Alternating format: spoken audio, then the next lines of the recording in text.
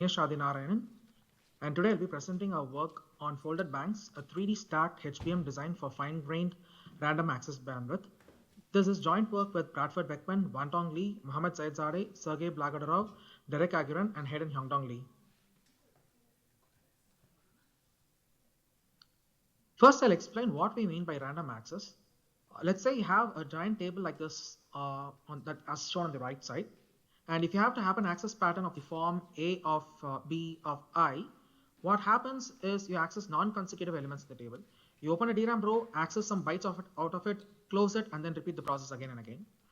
And this type of random access pattern dominates graph and sparse machine learning workloads, graph neural networks, but also sequential applications like MATML.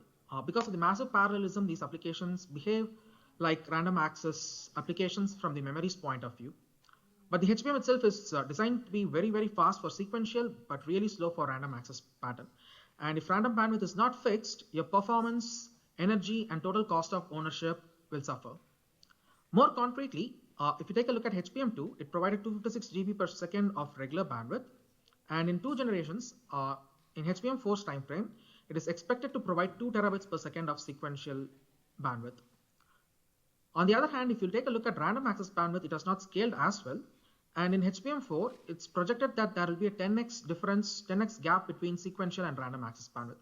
Even for sequential applications, they tend to saturate at cache line size granularity access pattern, which means there still exists a gap even for sequential applications. And therefore, random bandwidth is a metric that needs to be fixed. Now we examine the root causes of the poor random access bandwidth in HBM. The biggest primary cause is the cost of data movement. The data that you read out of HBM traverses through long wire segments, first from the local sense amplifier to the global sense amplifier, and from the global sense amplifiers to the TSVs located in the middle of your chip. So these are long wires and they consume a lot of power and current. And the second big reason is that the DRAM row tends to be wide, at least 1 KB in HBM, and activating such a wide row incurs a high activation current or IAC, which poses limitations on how much bandwidth, random access bandwidth you can achieve out of HBM.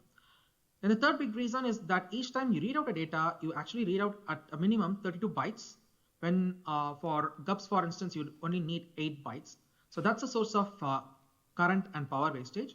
And finally, there are timing constraints T4 and TRRD. The former exists due to power and current constraints, and the latter due to bus contention. And in aggregate, all these 4 reasons put together causes your random access bandwidth to be really low. We can come up with strategies to improve random access bandwidth by examining the IDD7 current. IDD7 is nothing but the current drawn during GUPS-like random access micro benchmark. If you exceed the IDD7 current, you would have voltage droops and sense amplifier failures resulting in incorrect values being read out. So what memory vendors do is they impose a T4 timing parameter, which will restrict the number of concurrent activations in order to manage the peak IDD7. And what we are doing in this work here is we are modeling IDD7 current as a combination or summation of activation and data movement currents. And if we look at our model, and if we change the configuration of your HBM to either reduce row size or reduce data movement, we'll know exactly by how much your IDD7 current is going to reduce, and we'll know what's the most effective strategy. So in this graph, IDD7 in milliamperes is shown on the y-axis. On the x-axis is different configurations of HBM. Each configuration point either halves the data movement distance or the row size. And if you go from default row size of 1024 bytes to 32 bytes, your current goes down only from 1700 to 1000 milliamperes. But on the other hand, if data movement distance were to be reduced by a factor of 6, your current goes down all the way down to 750 milliamperes, which is 50% of your baseline. But what we are really advocating for this work is a combination of these 2 strategies. Here you either reduce data movement at each config or you reduce your row size at each configuration point. And you see that by the time you reach a config of 7, your IDD7 current is less than 1/8 of your default value. So this is what we'll be advocating for in the rest of the talk. The big idea we introduce in this paper is the folded banks. What we do in our work is that we take the traditional bank that is laid out in the 2 dimensions and fold it across many stacks of HBM, resulting in a three-dimensional bank. Along with it, we introduce a new logic die where we move some of the logic components to the base die. Namely the row decoder, the column decoder, and some newly introduced logic is moved to a new base die. And the wires that were previously in the two-dimensional plane, named the master data line and the column select line, is now routed vertically through hybrid bonds. And we are going to couple our design with the grain architecture that was previously introduced in a paper in Micro 2017, resulting in reducing the row size. And we are going to couple this design with an 8-byte atom support natively. Making all these changes in one go is going to introduce a lot of overheads, mostly area overheads. And the rest of the talk is mostly going to focus on how we avoid these overheads through a combination of several strategies. First is related to providing reference voltage to the folds. Folds are portions of your bank that remain in a single die. And normally you would provide reference voltages through what is known as dummy subarrays. But since your folds are very small, the overhead of dummy subarrays increases dramatically, 25% for our design, which can be prohibitive. Now what we do is, instead of providing reference voltage to dummy subarrays, we introduce a new structure called the imbalance tolerant bitline sense amplifiers, or IBT-BLSA, which do not require matched capacitance dummy subarrays. And the overheads by introducing this circuit element is only 8% compared to the 25% we'd have for dummy subarrays.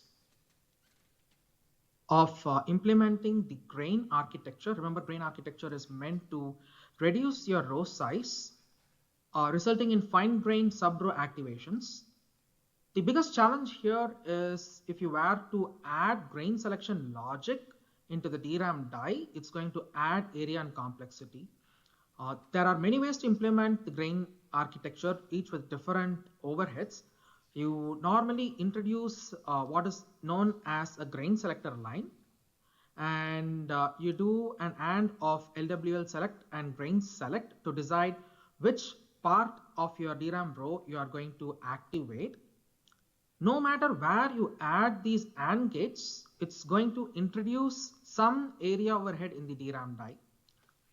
And we can avoid this area overhead by implementing this logic in our newly introduced base die, and the resultant output, you can move it vertically through hybrid bonding.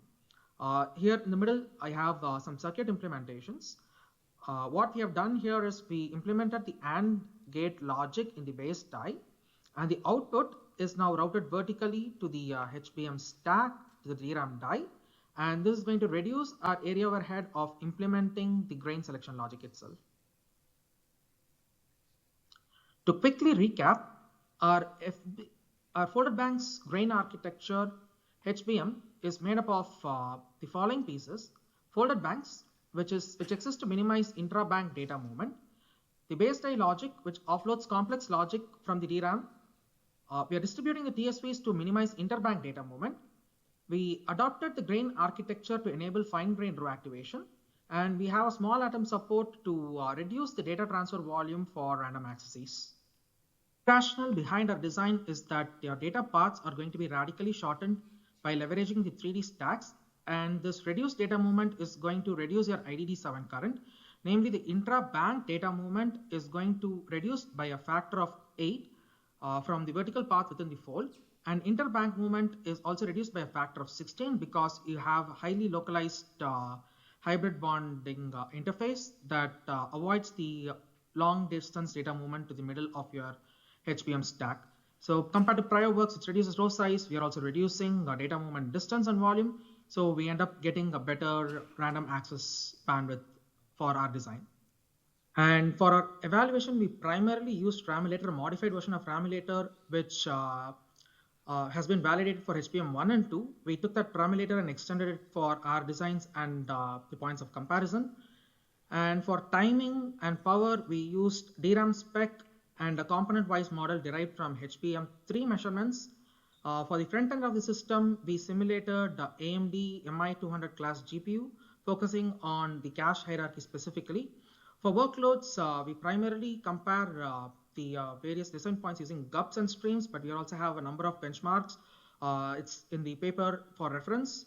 And the points of comparisons are a projected ISO HBM4 capable of delivering 2 terabits per second, and prior art, namely FGDRAM and a variant of FGDRAM called VFGDRAM.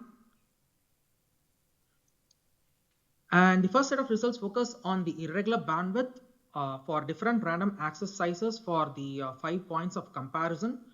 The line at the bottom is your projected ISO HBM4 delivering about 200 GB per second for 8-byte random accesses, and FBHBM improves it to 1350 gigabytes per second compared to the projected ISO HBM4 as well as the FGDRAM and its variant VFGDRAM. We end up sustaining 64 activates per TFA, much larger than the baseline version, by bypassing the TRRE limitations, by providing independent fold command paths, as well as by reducing the data movement distance, which lets you eliminate the TFA constraint or reduce it dramatically. So 8x difference here. And if you look at real applications, we see performance improvement for GUPS most dramatically, 6.74x improvement for FBHBM with the grain design over an HBM3. But that's not the only class of applications that benefits. More irregular applications like GNN improve its performance by 5x, the irregular applications on average by 2.5x. But most importantly, even if you look at GEMS, we see a 14% performance improvement, because even though the application accesses the matrices in a sequential pattern, from the memory controller's point of view, it looks like random access pattern due to massive parallelism. So even regular applications are going to benefit from our proposed design. The next set of results is focused on power consumption.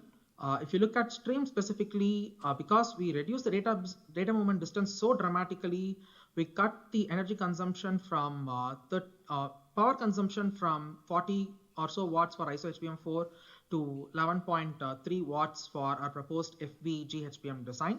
The irregular applications, if you look at irregular applications, we are still at around 11 to 12 watts. The baseline ISO HBM4 provides GUPS performance at 39 watts, but it's only doing 201 GB per second. So we are actually improving the energy efficiency dramatically because we provide significantly higher bandwidth than the baselines. Even the FBHBM and the FGDRAM and the VFGDRAM, we reduce power as well as improve performance, resulting in significantly higher energy efficiency.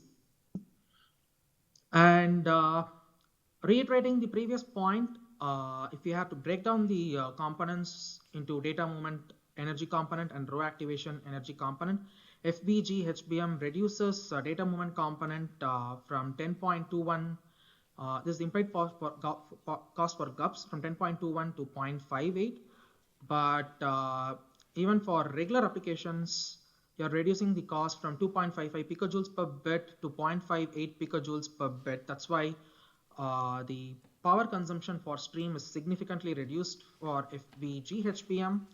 And there is also a smaller row component and the smaller atom size component, which results in the GUPS energy being significantly lower, 8 times lower for FBGHBM compared to your baseline designs. The paper goes into great details about area overhead, where we are saving, where we are losing. But in general, some of the costs that comes from the grain design, we reduce by moving it to the logic die. From the DRAM die to the logic die, and the additional components, namely the IBT, BLSA that you have to add for each of your fold, is only increasing your DRAM die area by a cost of 5.5%. So it's a very small cost to pay for significant improvement in random access bandwidth and energy efficiency. Therefore, this design is architecturally efficient and economically practical. To summarize, in this work, we analyze the root causes of poor irregular bandwidth. Primarily, we are the first to identify data movement as a key limiter for TFA rather than just the row size. And to address this problem, we propose FBHBM, a novel 3D architecture that reduces data movement distance drastically by adopting a 3D bank architecture using a base die and distributed TSVs. And we demonstrated state-of-the-art results, 6.7 times improvement in random access bandwidth, 2.2x 8x speed up for real-world irregular applications, And we achieved all of this by staying within the thermal limit with a modest area cost of 5.5%. So to conclude, fine-grained random access bandwidth remains a critical unresolved challenge in memory system. We need a holistic approach targeting both the activation cost as well as the data movement cost to improve random access bandwidth. And we have proposed folded bank HBM design, which is a practical and a highly efficient and effective architectural path forward. It's going to make the memory design more aligned with the needs of the modern data-centric applications, not just the irregular ones, but also the regular ones because of how energy efficient it is. This all requires a lot of changes. We need the industry to consider these primitives for future HBM standards and the JEDEC community to adopt and ratify these changes. So with that, I'll conclude my talk. If there are any questions, I'd be happy to take them.